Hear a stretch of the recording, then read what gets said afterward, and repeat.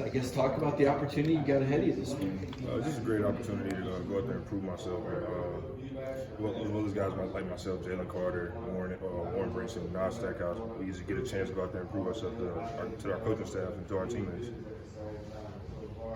So when you look at some of the guys that have left, are there things you learned from watching those guys, things that stick out that you feel like can help you this year? Oh, for sure. Things like just leading Jordan Davis, Devontae Wyatt, Trayvon Walker, like those guys, like they were tremendous leaders. Not even the guys that I played with, just guys that like Quay Walker and Kobe. Like they were great leaders, and that's one of the biggest things I try to pick up on this spring. Like within myself, try to be the best leader that I can be. Kirby said you've matured a lot over your time here. I guess how would you evaluate the guy you were when you got here and who you are now? The guy I was when I got here, man, I was just all over the place. I had to really center myself down and stick to who I was. I was trying to be somebody else, and I had to really back in a little bit. And when I found myself, things started changing for me. What was it that led to that? Was it a conversation with Coach Scott or Coach Smart, or just something you had to do yourself? And what was that process like of finding yourself? Just seeing my teammates prosper, man. I just wanted to do it for myself as well. I seen the changes they were making in their game, so I was taking bits and pieces and trying to put them into mine. Zion, it's been said that Georgia is not for everyone, that this is a tough place. What are some things that have to happen for great prospects like yourself to adjust to this collegiate environment in Kirby's Smart system?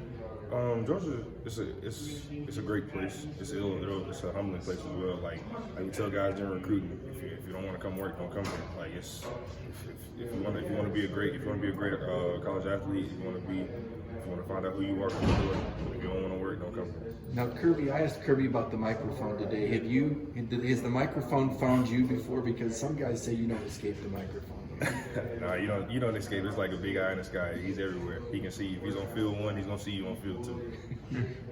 Can you give an example? Has he called you out before for anything, or the first time was it kind of an eye opener to get used to the head coach being that present in a practice? I go back to probably my first team run here, running with Isaiah Wilson. That's when Isaiah Wilson was the guy at that time. Going into his last year here, he's like, "Get up there and run with me." So I had to get up there, and it's helped me down to this day. I'm one of the guys out in front when we run, so it definitely trained me to be who I am today. You talked about leadership a few minutes ago. Just how important do you feel like, not only for yourself but a few other guys, how important that's going to be as you guys try to replicate what y'all did last year? It's big shoes to fill this year. We don't want to put that much pressure on ourselves, but at times we have to. We had to step in. We got a lot of snaps. We need to be field, special teams, defense, offense. So the guys just got to step up in different places, in different areas. A lot of people are saying Georgia's going to have a big drop off on the defensive line. Is that necessarily the case, or do you feel like there's guys that are ready to? Like our room's loaded, man. Like we can go out and play with any guy in our room right now. I feel like we have a burden of responsibility. It's a chain. You'll see guys coming out with it every game. Like you wear that chain around your neck is a burden. No weak links. Coach Scott preaches that every day. So we've heard about you, and obviously we know about Jalen Carter and Nazir. Who are some other guys that maybe we haven't heard or seen that we'll hear and see more of this spring and into the fall? Tommy Mitchell, Bill Norton, those guys.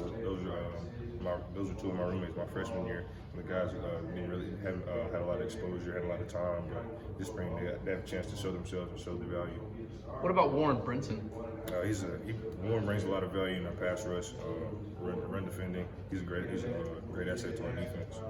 Some of the younger linebackers, you worked with those units, second, twos, threes, as Kirby calls them. Who are some of the linebackers? Because that's another unit that looks like it's just been cleaned out by the draft. Sure. We sent 3 to the draft. We got 3 coming up: Pop, Smile, and Sword. So those guys, when they figure out our defense, when they figure out how to make calls and demand the defense, we'll be fine. People have talked a lot about Jalen coming out this year and what he's capable of doing. What have you seen from him and what he is capable of doing this year? Just dominance, man.